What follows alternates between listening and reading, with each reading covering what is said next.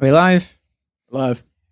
Welcome to Creature Guy Live Daily News. For those of you that don't know, my name is Ethan. We're going to be getting into a new discovery over in Australia from the Cretaceous period, as well as a new species of theropod dinosaur from England.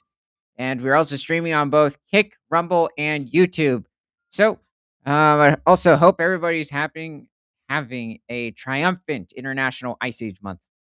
So, from Sign News, nearly complete skull of Titanosaur unearthed in Australia.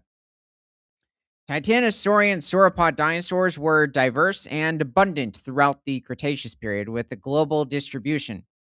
Oh, whoa. What just happened? That was weird.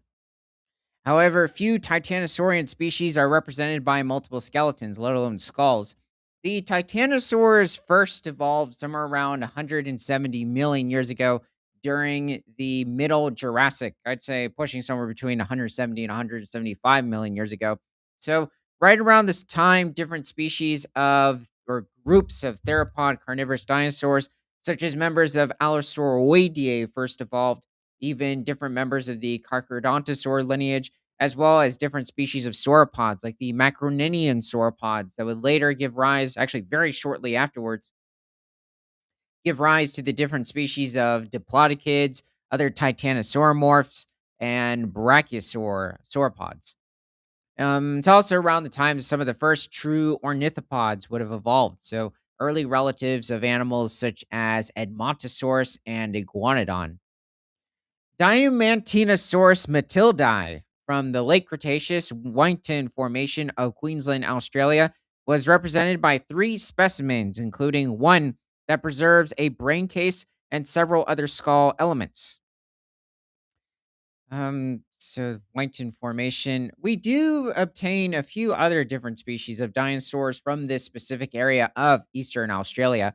The early Cretaceous is well renowned to an extent for different medium-sized species of dinosaurs over in Australia. In their new paper, paleontologists from Curtin University and elsewhere described a fourth specimen of Diamantinosaurus matildi that preserves a more complete skull, including numerous skull elements that are not previously known for the species, as well as a partial skeleton.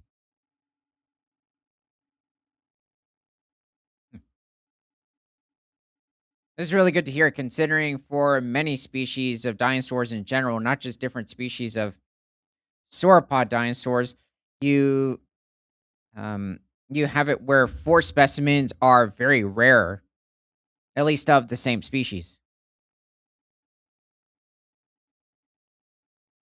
Well, that's a I guess the head reconstruction of the Diamantinosaurus seems all right, and when it comes to the neck, but unfortunately, he just seems to be up in the clouds, which could happen in very humid circumstances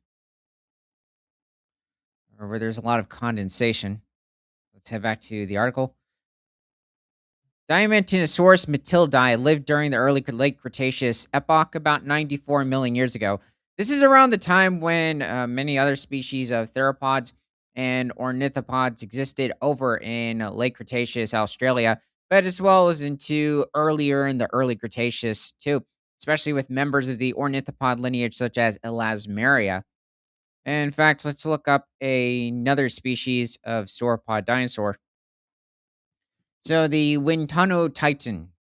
So Wintitan.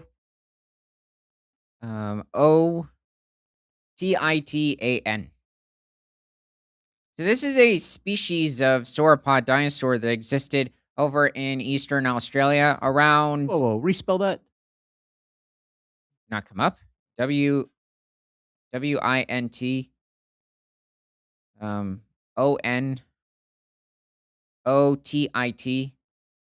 Onotitan. Okay, I just didn't even hear that. So this was one of the largest species of sauropod dinosaurs to exist on the continent. It likely thrived throughout most of Australia and probably heading further south into certain areas or towards Antarctica. Okay, I'm gonna hit you with AI just for fun. You mean like usual? Um, Yeah, this guy, let's find somebody else. It's not horrible, but this looks like what could be a youngster. So, when Tano Titan was somewhere around 70 feet in length when fully grown, or pushing over 25 meters. And this animal was likely feeding on different species of redwoods, as well as different species of shrubs and other evergreens in the regions inhabited over in Queensland. This seems to be a very skinny individual. This Titanosaur needs a lot more flesh, especially on the core, but even towards the neck, it's far too skinny. The tail, it seems okay. It would fit perfectly with a much more gracile or slender built sauropod. But Wintano Titan was one of those slightly more heavily built Titanosaur sauropods. If this were a type of diplodocid, it might work. But, the legs see, when it comes to Wintano Titan, they were slightly longer compared to its body size than when looking at other species of titanosaurs. So, it is likely with the legs that we have on here that they're not fairly far off in terms of accuracy. So, they're pretty good besides there being several, Bet they're not very far off. yeah, if I guess I said something else. You said fairly. It shouldn't have 3 toes. It should be specifically 1 toe to the side, possibly like this model here. This is a bit better, but when it comes to the core, I think the legs are extremely stocky and the neck is a bit too skinny. And I'd say the skull itself, I think there's a bit too much of a bridge over on the top of, like, the center of the skull, and the teeth might be exposed unless those are the lips that I'm looking at. Only certain, I think, leg bones of this specific sauropod dinosaur have been discovered, maybe a couple of ribs. So it's one of those species where it's a huge guess when it comes to reconstructing the neck, the skull, how the tail would have looked, even the rest of the overall leg structure and even the core. But still, at least the legs, they're far too robust. I know I said earlier that this is a slightly more robust dinosaur, or at least Titanosaur compared to certain other species, but it was still and not it was not the Popeye of dinosaurs. And the feet are just far too small compared to the overall leg size. Um, when it comes to the landscape around, though, I think it looks okay. It's just supposed to be representing, I'm guessing, a floodplain or part of the coast of a lake.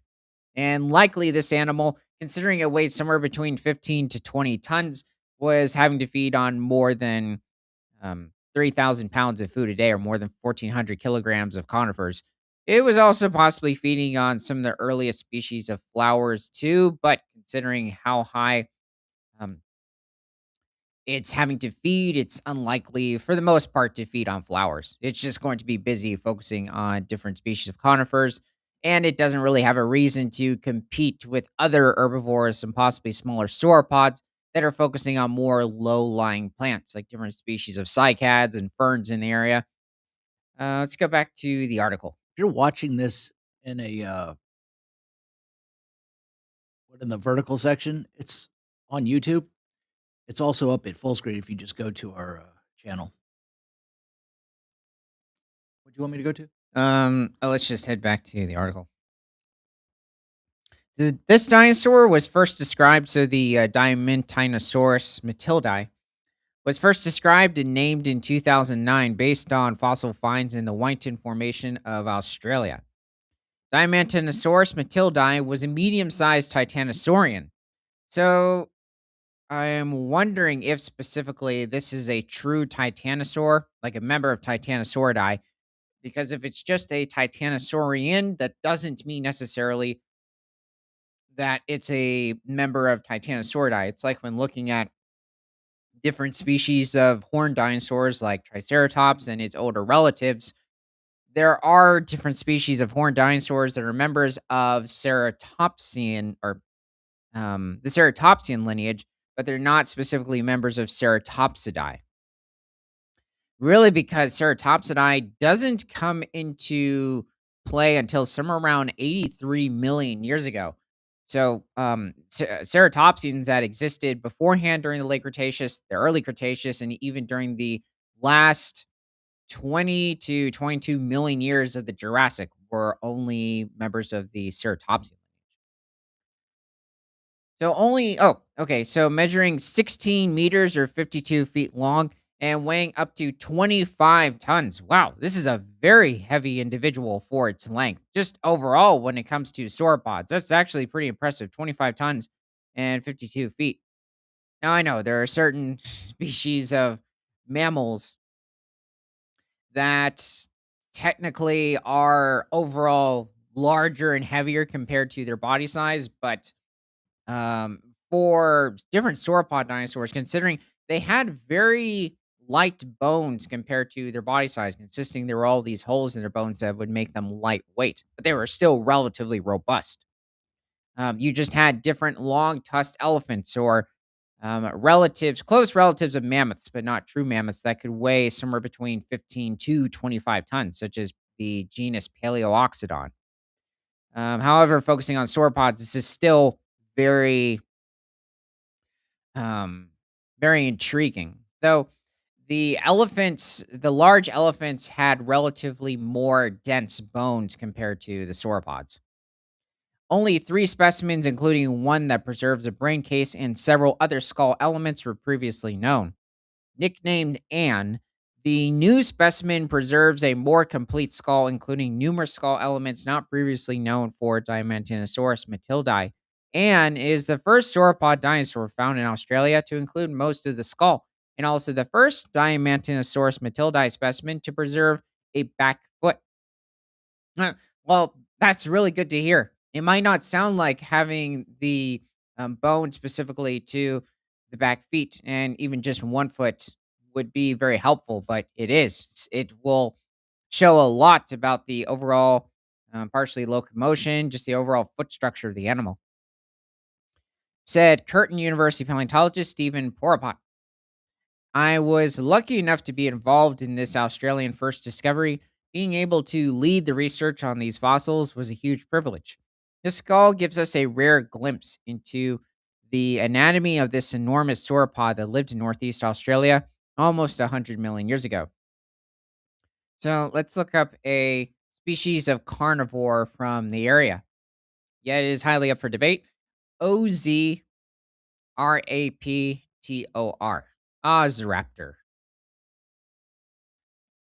So Ozraptor, it doesn't seem that this is, despite its name, it is not a species of dromaeosaur. It's not even a member of the um, Paravus lineage of theropods. This looks like a cartoon. That's him. It has been up for debate, I think, since the late 1990s.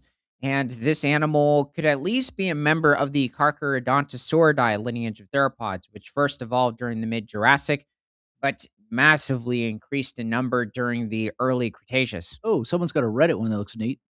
Yet, unfortunately, these animals, not specifically this close relative of the Carcharodontosaurs, but no, I think I mentioned mistakenly that this is one. The Carcharodontosaurs in general went extinct around 90 million years ago during the late Cretaceous. But it's possible this could be either an abelisaurid or a Carcharodontosaur. The abelisaurs thrived till the very end of the late Cretaceous. And they also were quite successful during the early Cretaceous as well. So somewhere between 143 million years ago to around 95 million years ago. At least that's during the first stage of the Cretaceous, though there were certain species that would range a little further back into the late Jurassic. But what's very unabellisaurid about this animal is just looking at the arms. Now, you could say in this instance, they're also pronated, and no theropod dinosaur, or there isn't a single one where naturally their hands would face forward towards the ground. You could break its arms by doing that, or you would.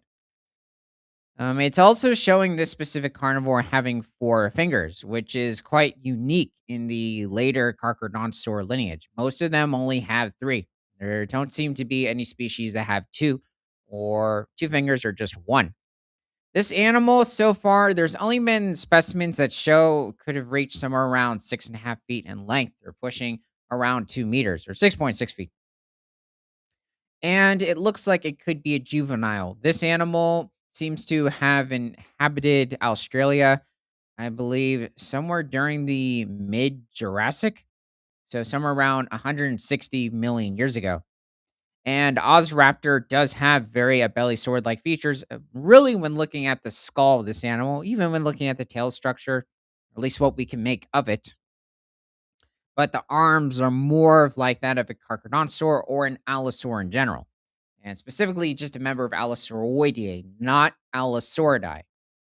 So there are different species of theropod dinosaurs that belong to Allosauroideae and many more than compared to those that belong to the family of Allosauroideae, which is Allosauridae, or one family of Allosauroideae, such as Allosaurus.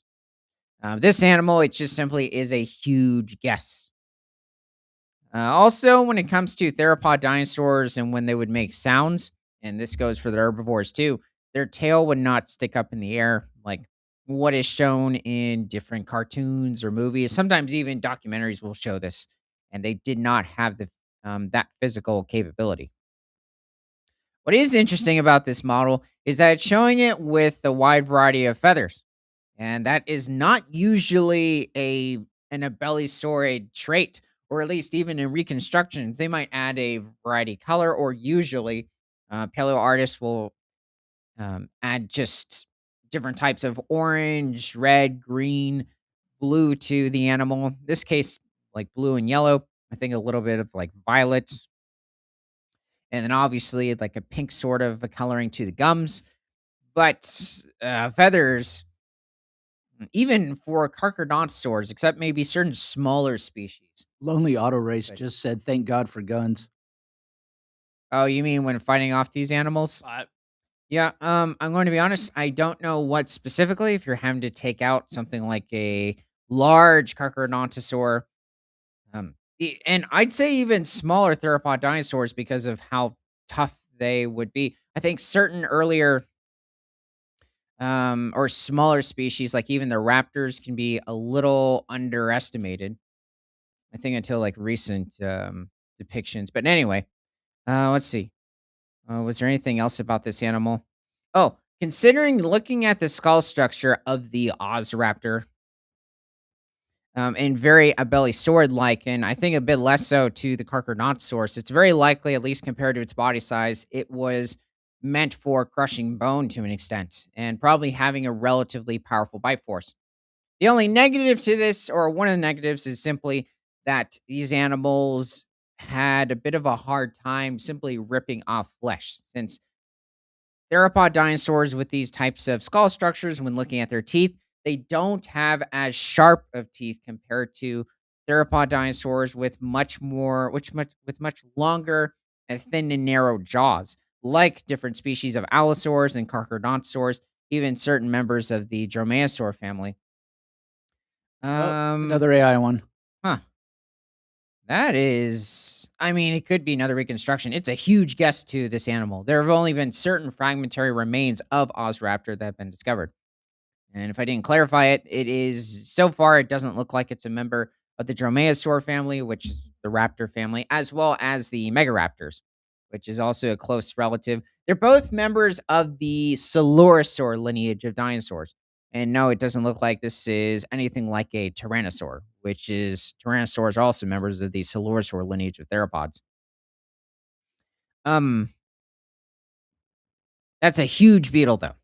Beetles were not this large during the Mesozoic era, unless this is supposed to be a very small Ozraptor and a small log. But Oh, I didn't anyway, even see the beetle. yeah, um, yeah, it's huge. Yeah, and people watching this where it's coming up on shorts can't really see that. I mean, if that's supposed to, no, it's insane. Okay, well, let's head back to the article. See Mm. what else happened. So we're around what 95 million years ago. In analyzing the remains, we found similarities between the ant skull and the skull of a titanosaur called Sarmientosaurus musashioi. It's like somebody added fusa and then some choi. I don't know. I'm not sure what that means. I don't even think that's Latin or Greek. Which lived in South America at about the same time as the Amantinosaurus matildae lived in Queensland. Oh, okay, so it's just another species of titanosaur. I think it's a smaller. Whoa, I think it's a smaller species of sauropod, or maybe around the same size. These include details of the brain case, the bones forming the back end of the skull near the jaw joint, and in the shape of the teeth, which are conical and curved. So almost like it seems that's interesting. Conical. That's more of a description or an adjective that is used to describe the teeth of certain dinosaurs, especially piscivores or species of dinosaurs that would feed, or even certain species of birds or reptiles in general, exclusively feed on fish. Yeah, interesting. When at first glance, when looking at the skull that we're seeing here, I thought it was like a terror bird at first from the Cenozoic era. So different large species of bird. Certain species would really just feed on different types of nuts, fruits. Other species later on would feed on mammals and like full-grown species of horses, possibly even certain early species of rhinos. They were very predatory, and possibly even feeding on well, probably not necessarily feeding on certain carnivorous mammals, but at least trying to wipe out their competition as well as threat to their own kind. But that's much later into the Cenozoic after the dinosaurs. And I guess the next glance, I kind of processed it as either an early prosauropod, but I'm not really seeing any teeth. A certain species of Alvarosaurid or a relative of the Therizanosaurs, possibly a Therizanosaur in general. Different types of theropods are going through my head, as well as a certain type of ornithopod. So, like maybe a relative of Camptosaurus or Decododon. But the fact that this is supposed to be a sauropod is quite interesting. Now, looking at it, I think from the top on what we're seeing on the third row, that seems to be more of a sauropod shape, but you could also look at that and say possibly an ornithopod. Yeah, I don't think we even found any teeth, but supposedly the holes that these specific areas of the skull had, um, they're just the right circumference and diameter to have specifically sauropod-like teeth inside of them. And different species and different groups of sauropods, like the diplodocids, the titanosaurs, the brachiosaurs, they all had different types of teeth. Now, certain species would have had somewhat similar teeth to others because many of them were feeding on very similar food sources. So they were just feeding on different types of conifers, like different species of juniper or cedar trees, as well as redwoods, aracaria trees. Also, I think when it comes to monkey puzzle or aracaria trees in general, um, yeah, many people. Is this him? No, it's not showing. Oh, there we go. These trees over here. Many people tend to associate, at least when they think of the dinosaur age, these are probably some of the trees that they think of. They only appeared in the past 180, actually somewhere between 170 to 180 million years ago. I think certain, um, I think many people, when they think of these trees, they believe that they've been on land for over 500 million years, and that was back when there were not really any plants on land. It's not really until the early Carboniferous period, the late no, let me rephrase that, the late Devonian period. So somewhere around 370 to 375 million years ago, do you start to see like types of forests evolving or woodlands on land? And they become much more abundant into the Carboniferous around 330 million years ago. and pretty much just dominating the landscape 320 million years ago. And yeah, it really wasn't until the, I'd say, mid Triassic, so somewhere around 220 to 230 million years ago, that you start to see a wide variety of other types of trees that would massively benefit the large herbivores that were evolving, especially the prosauropod dinosaurs. And then into the Jurassic, you have these massive trees evolving, like the redwoods, the junipers or cedars, as well as the Araucaria or monkey puzzle trees. Okay, so let's see what else happened. Our research suggests that Diamantinosaurus matildi was one of the most primitive titanosaurs. Gaining a better understanding of this species might explain why titanosaurs were so successful across so much of the world right until the end of the age of dinosaurs, or the end of the Cretaceous or the Mesozoic era 66 million years ago. I wonder why they're calling this a primitive titanosaur, considering it existed at that point in time when many species of titanosaur were going extinct throughout the world, and only certain lineages would remain, and all of a sudden just randomly pop up in certain areas of Asia, slightly Europe, and even North, South America, pretty much the whole Earth. And not so much, I guess you could say, certain parts of Africa and Antarctica.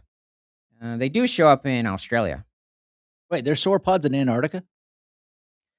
Not that I know of. I think there might have been certain fragmentary remains. There have been fragmentary remains of, it seems, hadrosaurs from the late Cretaceous over in Antarctica, but it hasn't been clarified as to what specific species they would have belonged to. Oh, you were just saying dinosaurs in general. Yeah, it's very likely you might have had certain populations. Probably experienced snow, nowhere to the extent of today, and there would have been a wide variety of forest. The findings support previous theories suggesting that sauropods were using Antarctica, oh, here we go, as a pathway between South America and Australia between 195 million years ago. We suggest that sauropods were traveling between Australia and South America via Antarctica during the mid Cretaceous. This was also when these specific continents were much closer to each other. So it wouldn't have been very hard for the dinosaurs to move around, as well as like the times that they would have to swim were probably pretty minimal, pretty shallow sea. Also, at this point, I'd say the predators in the ocean. This is towards the very end of the reign of the pliosaurs, which were practically the apex predators of the ocean. At least with these sauropods, probably for the most part, weren't too much of a hazard. Wait, is it believed that sauropods could swim? Oh yeah, I'd say every species of dinosaurs. Some not as efficiently as others, but most could. I'd say, like with certain animals today, like chimps and bonobos, they are not able to swim.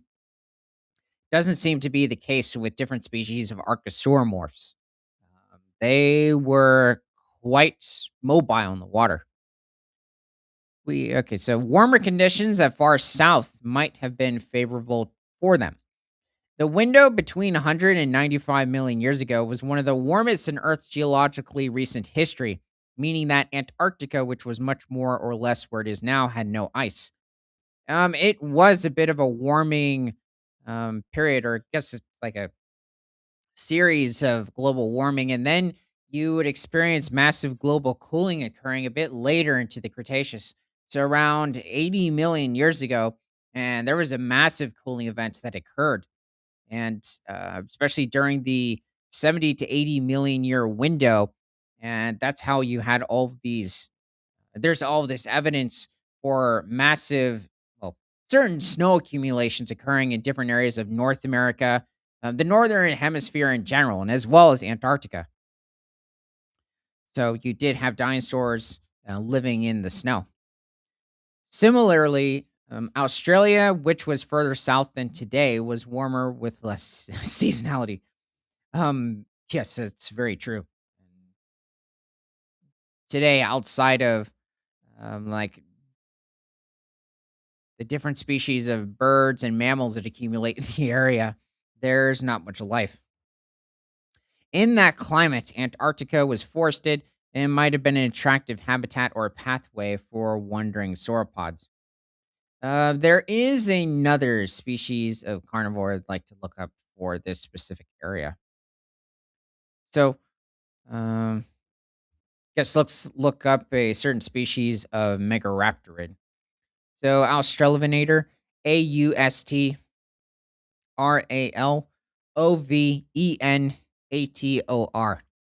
And this animal also inhabited Queensland somewhere around 95 million years ago, and likely hunted White-toned Titan as well, probably even hunted in groups. And this was a medium-sized species of Megaraptorid, but practically the largest to inhabit Australia.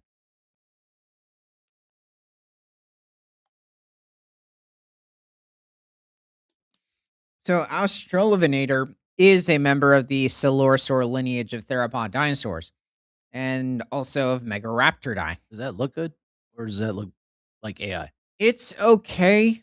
Um, I think the tail's a bit short. I think the arms look pretty decent.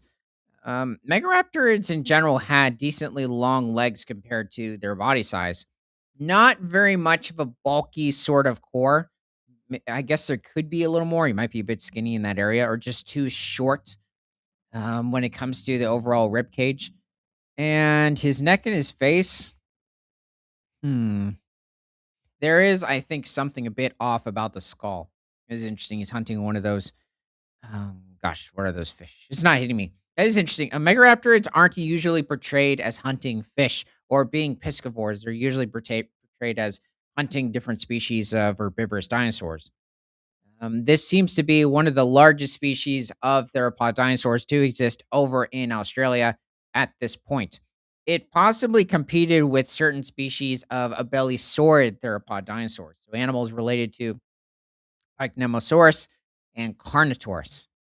Megaraptor, or not Megaraptor itself, but Australovenator was somewhere around 20 feet in length or pushing 6 meters and probably weighed somewhere around a ton or pushing around 2,000 pounds or a little over 900 kilograms.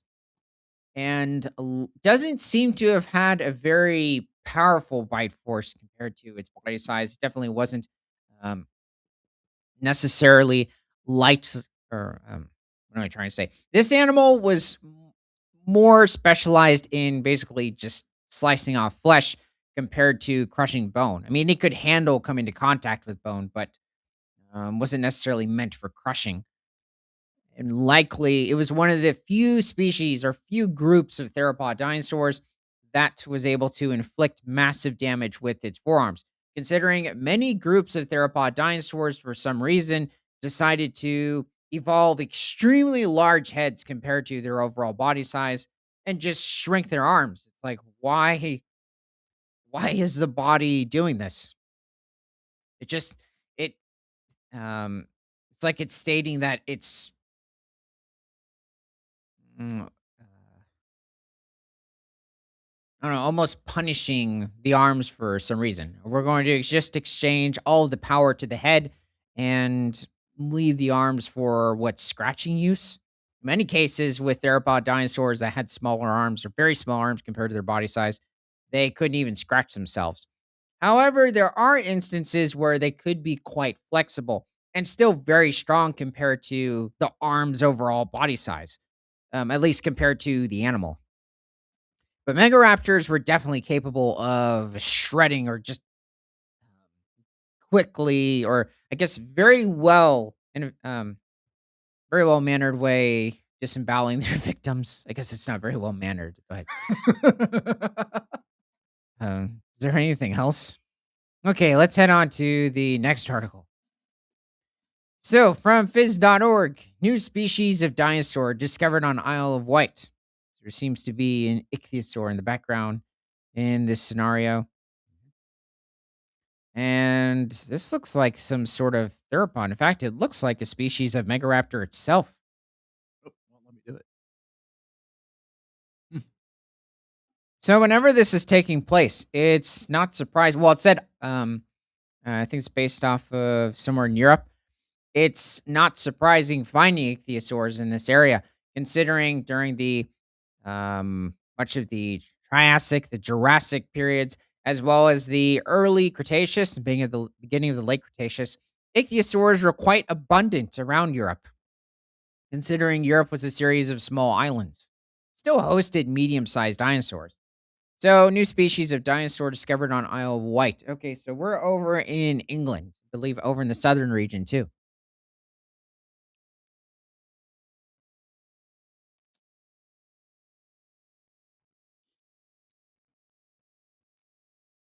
I think those are ammonites beneath him as well. Those little cephalopods related to squid. So, a new study by paleontologists at the University of Southampton suggests four bones recently found on the Isle of Wight belong to a new species of theropod dinosaur. The group that includes Tyrannosaurus rex and modern day birds.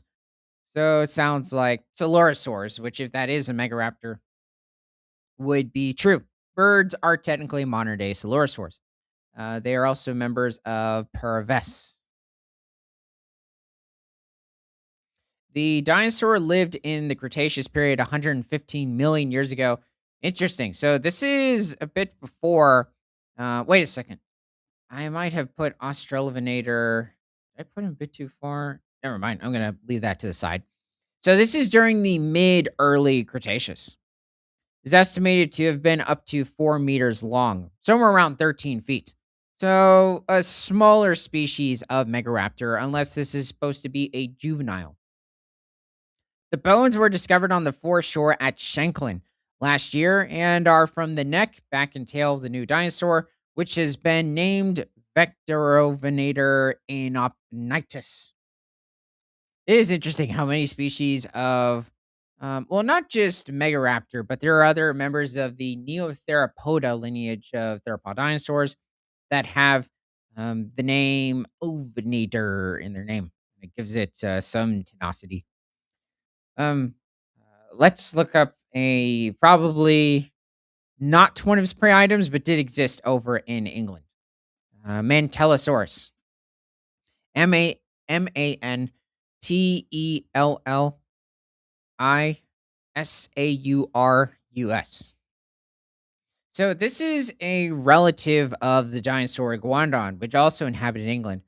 But these animals inhabited the island a bit earlier in time. Mantellosaurus was actually, this might have occurred. This animal maybe existed a bit later into the Cretaceous, so possibly closer to the species of Megaraptor that they discovered. It is smaller than Iguanodon, but it is a close relative. It is an iguanodontid, also a member of the ornithopod lineage of dinosaurs. Is that a dog? Um, yeah, it's got that sort of appearance, but this is also a bit of a typical early 1900s depiction of ornithopod dinosaurs in general. You could even say late 1800s. But it's a AI. Um, well, it's just that in many of the early paintings, they did Oh, have, wait, or is this AI? yeah, I think so. Yeah, dinosaurpictures.org. I didn't think that's is that AI? Yeah. Um, yeah, I wouldn't say that these are overall bad. But, Mentellisaurus, I do think that they're a bit too slender unless it's trying to show dimorphism between the males and the females. But if that is a male on the right eating the ferns, I'd say he's a bit fat, and he should not be sitting on his ankles like a kangaroo. They would simply dinosaurs walked on their toes, and they would use also their pelvis bone for sitting, which would have occurred with most of the dinosaurs, possibly all of them, but they would not have sat down in a kangaroo like manner. He wasn't using his pelvis bone at all in that picture. So that was a bit weird. These are better. This looks like a very good illustration. I like how, despite Mantellosaurus having less robust forearms compared to his body size, when comparing it to other guanodontids like Iguanodon, Decododon, I guess, well, Decododon's a bit more lightly built compared to Iguanodon. Lived in North America, over in Utah. It was found in the Cedar Formation of Utah. around the same time as iguanodon, so pushing around 130 million years ago. And this animal was probably around 120 to 125 million years ago over in England. So this animal was somewhere around 15 to 20 feet in length. You're pushing around 6 meters and probably weighed between 1,600 to 2,000 pounds, or a little over 800 kilograms. And these specific ornithopods were feeding on some of the earliest species of flowers that had evolved over in early Cretaceous England, Europe in general. I believe Mantellosaurus. It's not just it hasn't been discovered in simply England, but also adjacent Belgium, Germany, Spain, possibly Portugal. So it was a very successful genus of ornithopod and iguanodontid. But what I was trying to say about the forams earlier is that despite them being much more, or I guess just thinner in size or smaller, they give them, or this artist gave them very good definition. Like they're still muscular despite being smaller. And also very good definition when it comes to the overall leg accumulation. Now, also, the core looks a lot more even, at least on the individual over here. There's something off about the one walking on the side. It's interesting, though. You might confuse at least the one in the background with being a smaller species of ornithopod, possibly a member of the Thesalosaur lineage of dinosaurs or ornithopods, or a member of possibly the Dryosaur lineage, but he's a bit robust for a Dryosaur. Okay, I don't know if this is one or not. I do like the dark accumulation of the redwood forest that they're in. Can't make Oh, this is definitely a very good. Well, it's like it's very bright, but I like how they're walking through a fern prairie, which was a very common sort of an ecosystem attribute in many areas during the times of the dinosaurs or during this the is Mesozoic era. And this is a monosaur though. oh, that would make sense. It does look more of like an Ammontosaurus. They also had a decent amount of like muscle to the forearms and legs in general. I would say though they look a bit skinny, but they also look like they just simply have wrinkly skin. Edmontosaurus is a member of the Hadrosauridae lineage of ornithopod dinosaurs, however, which is much later into the Cretaceous, and this animal did not inhabit Europe. It did not inhabit Asia. It was specifically restricted to North America.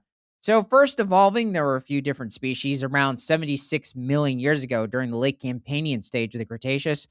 It did inhabit areas with snow, such as Alaska and different parts of Canada, and as well as far south as different areas of Wyoming and South Dakota over in the United States into the very end of the Cretaceous around 66 million years ago. So it coexisted with a wide variety of different species of hadrosaur dinosaurs, like different members of the Lambeosaur lineage of dinosaurs, such as Corythosaurus and Lambeosaurus, and even different members of the Ankylosaur and what was it? Ceratopsian lineage of dinosaurs. Possibly a certain sauropod later on, such as Alamosaurus. So Edmontosaurus could reach over 40 feet in length, or pushing 12 meters, and a little over 12 meters. Probably weighed somewhere around 7.5 to 8 tons. One of the largest hadrosaurs to exist. Definitely not the largest. That would go to certain species over in Asia that also existed a bit earlier into the Cretaceous, at least when it comes to the last species of Edmontosaurus. I do like this overall picture. The tall conifer trees, they kind of look like oaks, though, in this instance. And certain like deciduous trees further away. Those could be representing ginkgos, which were quite abundant during the Cretaceous and the Jurassic periods as well.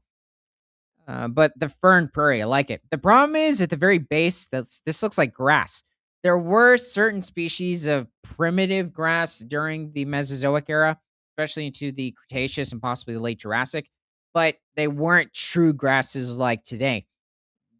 Even the hadrosaurs, which had some of the most efficient chewing capabilities of any lineage of dinosaurs, could likely not efficiently chew the grasses of today. You need very specialized teeth, like what you find in many types of herbivorous mammals, I guess, in the past 30 million years to be able to efficiently obtain the small amount of nutrients that you're getting out of the grass, compared to what you needed for earlier grasses and the different ferns that they were feeding on. Considering it doesn't take as efficient of a chewing capability to obtain nutrients from different kinds of ferns. So let's head back to the early Cretaceous and with this Megaraptor species. The name refers to the large air spaces in some of the bones, one of the traits that helped the scientists identify its theropod origins. These air sacs, also seen in modern birds, were extensions of the lung, and it is likely they helped fuel an efficient breathing system, while also making the skeleton lighter. The fossils were found over a period of weeks in 2019 in three separate discoveries, two by individuals and one by a family group. Okay. I usually only hear the term family group when it refers to, well, non-human organisms. This is kind of funny. Family group. A a, a group of um carcharodontosaurs handed in some fossils. Who all handed in their finds to the nearby dinosaur Isle I Museum. just imagined a dinosaur handing over fossils of another dinosaur. I'm trying to think. Yeah, this could be like the character in Dinotopia. So it's a movie from like 2001 or 2002. Zippo. He handed in his Metrodon fossils? yeah, with I guess some other librarian dinosaurs. He worked in the library. Dinosaur Isle Museum at Sandown. The scientific study has confirmed the fossils are very likely to be from the same individual dinosaur, with the exact location and timing of the finds adding to this belief. I wonder what we're looking at over here with this specific bone. Image, two of the bones. Well, yeah, that's specific. Robin Ward, a regular fossil hunter from Stratford upon Avon, was with his family visiting the Isle of Wight when they made their Oh, it's discovery. Stratford on the Avon. Oh, whoops, my bad. I think it's the home of Shakespeare. Oh, wow, didn't know that. He said the joy of finding the bones we discovered was absolutely fantastic. I thought they were special and so took them along when we visited Dinosaur Isle Museum.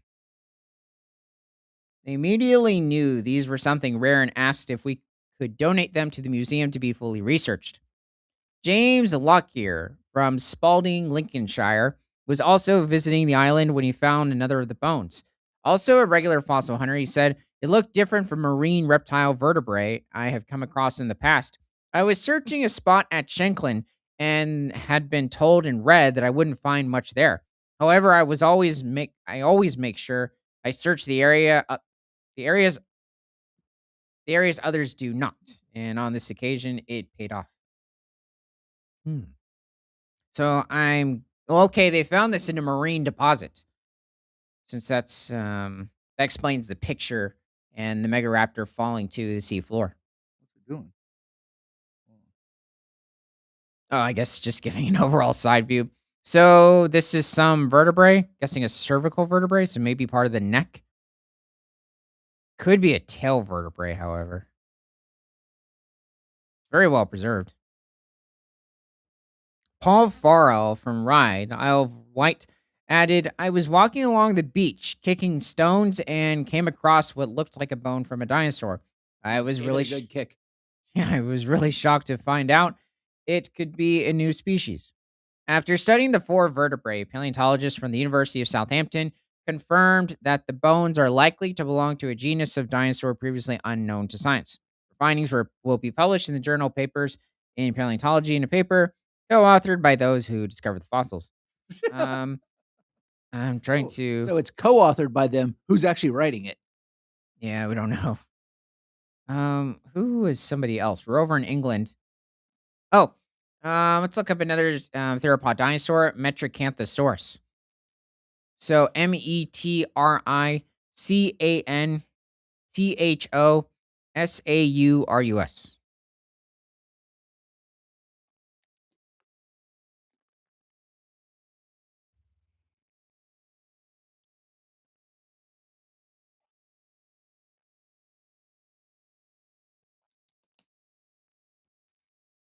Hmm.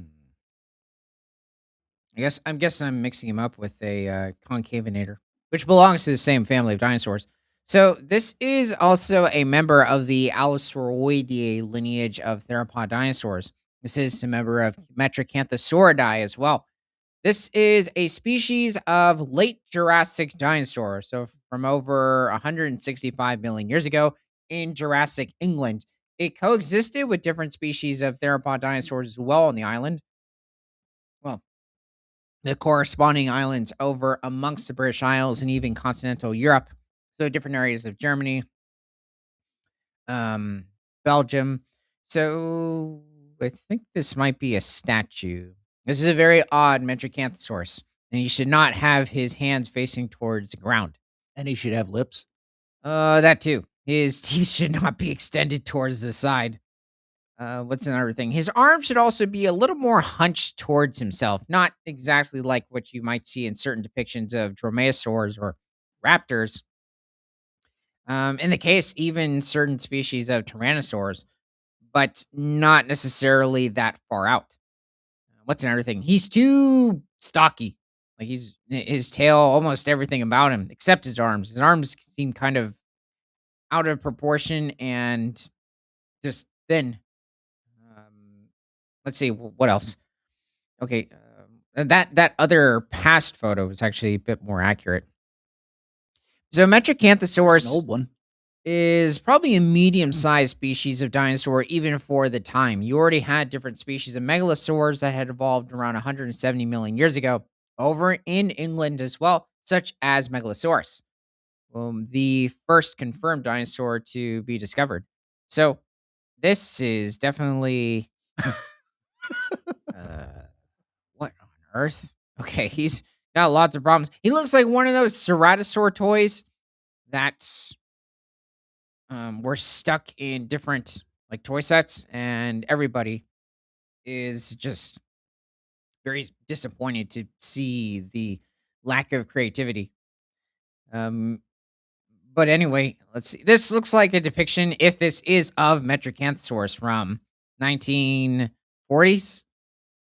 Maybe it's one of those bad ones from the 1960s. It's this is pretty upsetting. The tail is completely out of proportion, it's far too skinny. The thighs and the shins, the calves, they're too stocky. And the ankles, it's like somebody literally took a turkey and stuck the ankles of and toes of a turkey onto this animal, and the arms are far too small. Like somebody looked at an ornithomimid or one of the ostrich-like dinosaurs over in the late Cretaceous, extend to the early Cretaceous somewhat as well, and decide to place it for this species, larger species of theropod dinosaurs, considering ornithomimids were theropods as well. What is it? Also, the hands seem to be facing towards the ground. Yeah, far too skinny. The heads, too many of those small, triangular crests, you could say, or osteoderms along the top of his upper jaw. Okay, is this any better? Also, no lips. That's a bit better. Unfortunately, it's blurry, but it's overall reconstruction. I'd say it's pretty good. Now, maybe it's just not hitting me, and Metrocanthosaurus had a quite robust tail structure. Certain theropods did compared to others. Hmm. This isn't bad. I think these are certain models somebody created. It's definitely better than that little black and white drawing. But I do like the overall depiction over in like a somewhat darker, what, redwood, or maybe it's an Araucaria forest. You can see like different smaller fern-like trees further over, but they're not necessarily ferns. It's another group. It's not hitting me. They're not cycads either. At least I don't think they're cycads. Cycads did exist during the Mesozoic era as well. But besides that, I don't mind these Metricanthosaurs overall. I like the arms, they don't seem to be bad. They were one of those species of theropod dinosaurs where the arms they had somewhat use to them, but They have what? it's a bit of use to them when it came to um causing blood loss to their prey, as well as possibly other members of their own species or fighting off other carnivores. Another thing that is left out when it comes to theropods and having to watch out for competition is the different species of terrestrial crocodilomorphs that have existed in the area, as well as certain semi aquatic species. It would depend on the ecosystem, the time period, just where specifically on Earth, but they would, throughout the Mesozoic era, be a bit of a hazard, especially to younger and smaller, even certain medium sized species of theropod dinosaurs. But I do like this overall depiction. It has a quite an Allosaurid sort of a skull morphology, especially when looking at those specific horn-like structures or almost mini crests just in front of their eyes. A very Allosaur trait. And looking at the overall core, quite a long sort of a core, but that is a Metricanthosaurid sort of a look. The tail is not bad. It seems to be much more matching. I wonder if the toes on the feet are a bit short compared to its body size, but it seems to be okay. The thighs, the calves, the shins look much better in proportion compared to the other depictions that we have seen. The one on the ground, though, seems to be actually holding himself up with his arm. Yeah, I see that. That would not really be possible, considering he probably did not have the ability to even um, position his arm in that way. But if he were to do that, he would just crush his arm. So, yeah, he's he would just be completely on his side. He could kick his opponent if he could reach him, but no, his arms might as well just have them in the air. Also, when it comes to these allosaurs, specifically this Metracanthosaurus, is that their eyes are faced more towards the sides. They would have much better peripheral vision compared to other species of theropod dinosaurs, and this is also a very allosaur trait. Most of, or almost all of Allosauridae had more of peripheral or side facing vision. So they could also see a bit better behind them as well. It's not necessarily directly in front. Metracanthosaurs, however, and allosaurs in general are not known for they're not renowned for having very strong bite forces, but they made up for that for having very some of the sharpest teeth to exist amongst the theropod dinosaur lineage. Though there were other groups like the Ceratosaur lineage, and specifically that would consist of animals such as Ceratosaurus. There are certain Ceratosaur dinosaurs that are not closely related to Ceratosaurus, but they had sharper teeth, which is strange. So, Chris Barker, a PhD student at the university who led the study, said, "We were struck by just hollow this animal was. Oh, how hollow this animal was. It's riddled with air spaces." Well, that doesn't seem to be too surprising with a um, Megaraptor. However, these are much larger compared to their smaller Dromaeosaur cousins. So, in a sense, this is actually quite surprising. Part of its skeleton must have been rather delicate. The record of theropod dinosaurs from the mid Cretaceous period in Europe isn't that great. So it's been really exciting to be able to increase our understanding of the diversity of dinosaur species from this time. It looks like different species of megaraptors, as well as the metrocanthosaurs over in England, allosaurs in general. There was even the Eustructospondylus, which is um, one of the more renowned carnivorous dinosaurs of England. Megalosaurus comes first. But they would have hunted the different species of sauropods that would have thrived over in the different islands of Europe during the Jurassic and the Cretaceous periods. Also, some of the first species of ceratopsians would have existed here as well, but they didn't consist of any horns.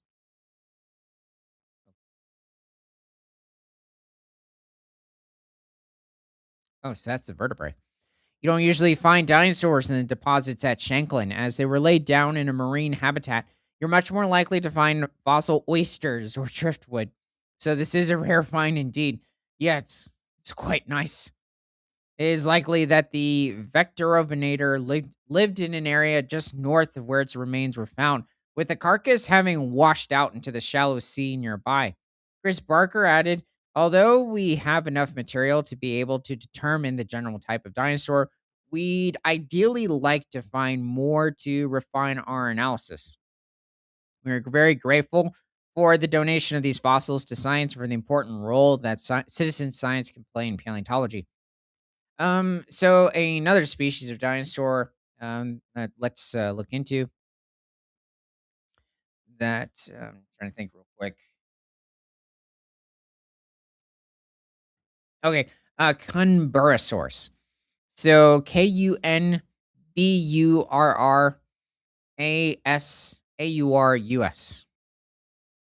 So this is a species of nodosaur. Hold on, do it again. By the way, is that okay on the side? What just happened? Okay. Maybe respell it. Okay. Kunburrasaurus.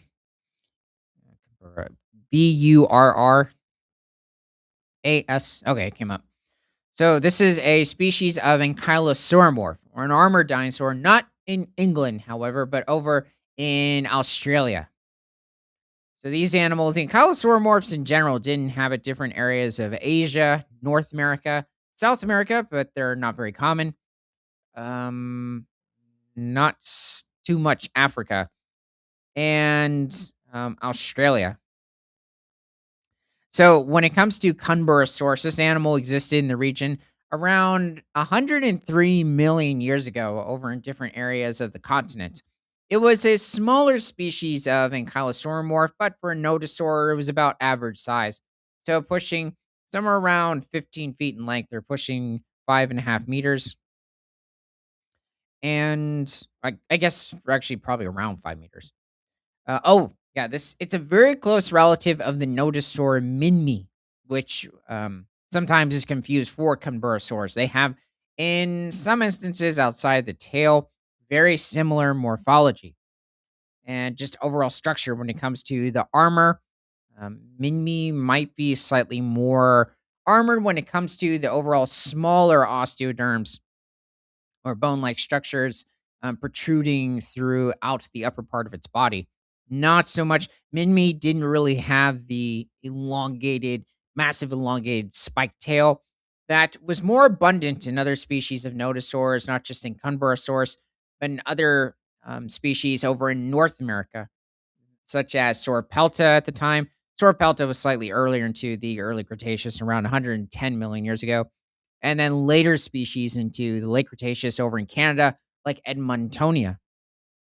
But Cunborosaurus was likely feeding on different species of flowers, different species of ferns. Even the depiction, um, this is a pretty good instance, at least when it comes to the fern prairie. Um, Conifer trees that resemble like the different types of spruce or more northern Christmas trees that you see today throughout the northern hemisphere were likely not really existing during the age of the dinosaurs. Possibly certain close relatives, but you weren't really going to find those specific trees. Though it is likely that there were different redwoods in this area as well as different cedar trees. And Cumberosaurus, though, was likely just simply a bottom feeder because it wasn't very tall. There are certain depictions of the nodosaurs and chylosaurs too, rearing up on their hind legs and reaching slightly higher into the canopy, just a bit higher into the trees if they decide to feed on certain larger leafy plants. What else about this? When it comes to the reconstruction of Cumberosaurus, it's not bad, but it shouldn't have those two clawed toes. Just the front three toes, and then the fourth and fifth fingers are blunt. The hind feet seem to be okay. I like the overall musculature. Slight bit of osteoderms or armor along the sides of the body. And nodosaurs, despite these animals being perceived as almost or much less armored compared to their later true ankylosauridae relatives, um, they were still like one of the most heavily armored creatures to exist at this point, outside of the stegosaur lineage, or even certain members of the sauropod family of saltosaurs. Okay, let's head back to the article. The Isle of Wight is renowned as one of the top locations for dinosaur remains in Europe, and the new vector fossils will now go on display at the Dinosaur Isle Museum at Sandown, which houses an internationally important collection. Museum curator Dr. Martin Munt said this remarkable discovery of connected fossils by three different individuals and groups will add to the extensive collection we have, and it's great. We can now confirm their significance and put them on display for the public to marvel at. Yeah, it's really good to hear. I mean, that was quick. They found this and they said, "Yep, we're gonna put this up for display." Kind of like with different, I guess, more Permian or proto mammal and early amphibian species. Well, when you Um, were explaining to me before how museums seem to hold their fossils and you never see them. oh yeah, that goes for a wide range of museums throughout the country, or at least in the United States. Um, There are certain museums like the Houston Museum of Natural Science in Texas that do put out authentic specimens. And then you could even include certain other, it's not necessarily a museum, but just a massive excavation site like the Columbian Mammoth Preservation Area over near Waco, Texas. Those are authentic. It's a whole herd of Columbian mammoths that have been found in a specific area. I'm trying to think of what other specific museums that will show real specimens. When it comes to fake ones, the Uh, Chicago Field Museum is notorious for just putting out fake specimens. Um, I, when it came to what was it? I'm trying to remember even the skeletons. I was so disappointed by you that. were in their lab though. Well, yeah, I got to talk to certain I think PhDs. They mostly, I think their PhD was like in biology, but they showed me some Cryolophosaurus specimens. So, a species of theropod from the early Jurassic around 185 million years ago over from Antarctica. But it's like, you don't seem to be really doing much with these things. Why don't you just put them up for a display? I mean, you could even just temporarily take them if you want them for a study now and then. But yeah, it didn't make any sense. I think originally they had at least Sue, so the massive, one of the largest T Rexes to be discovered, over for public display. And then they took it away. And what their replica, like the full replica of Sue, was for display in a completely different room all by itself. But besides that, it is quite insane just how many museums just put up um, not the real specimens. It's not like they've had issues with people knocking them over, so that's odd. Quite irritating. Let's see. Is there anything else? Oh, wow. Wait, hold on a second. I guess they're going to put up a full reconstruction of this specific species of Megaraptor. 'Cause for a second, I was thinking the vertebrae. That wouldn't be too exciting. We continue to undertake public field trips from the museum, and we encourage and would encourage anyone who finds unusual fossils to bring them in so we can take a closer look. Also, the American Museum of Natural History in New York puts up a lot of um, not authentic skeletons. However, fossil hunters should remember to stick to the foreshore and avoid going near to the cliffs, which are among the most unstable on the island. And Smithsonian, too. A lot of their authentic fossils are behind um, their laboratory, basically where the public can't really see them. It doesn't make any sense. Well, which seems to defeat the purpose of that specific museum. Yeah, I mean, I thought that specific museum was supposed to be all real. you could have it where you just move like the different or you could stick like the different fossils that they have in amongst their modern animal exhibits. Maybe not so much I think what is it? Maybe the Smithsonian, that's a bit cluttered with their animal exhibit, but definitely the American Museum of Natural History, you could put that amongst, Yeah, but the Smithsonian Chicago Field Museum too, you could do that. seems to have unlimited funds. Whoa. Oh, well, yeah, it doesn't make any sense. Um, let's see, anything else? White Council Cabinet Member for Environment and Heritage. Hey, Heritage for the English. Counselor John Hobart, or are the English Megaraptors too? This is yet another terrific fossil find on the island, which sheds light on our prehistoric past, all the more so that it is an entirely new species. It will add to the many amazing items on display at the museum. it's, I still think it's funny they mentioned this person. I think with most people, when they hear someone that's for environment and heritage, especially in the United States, They're thinking it's for somebody for like the North American Indians, and I'm guessing, I'm hoping it's for the English and the Megaraptors as well. This is in fact, it would be funny if he celebrates like Megaraptor History Month or like Eustreptospondylus or what is it, Metracanthosaur History Month. That'd be really good too. Let's see. So the paper, a highly pneumatic mid-Cretaceous theropod from the British Lower Green Sand by Chris Barker and those who discovered the fossils will be published in papers in paleontology. Okay, well, it's good to see you with the Megaraptor. So thanks for joining, and we are streaming on both Rumble, YouTube, and Kick. From prehistoric to present, my name is Ethan. This is Creature Guy Live Daily News. Let's see. No, I was just trying to think of a certain dinosaur. Oh well. So happy International Ice Age Month, and remember that nothing is better than all animals all the time.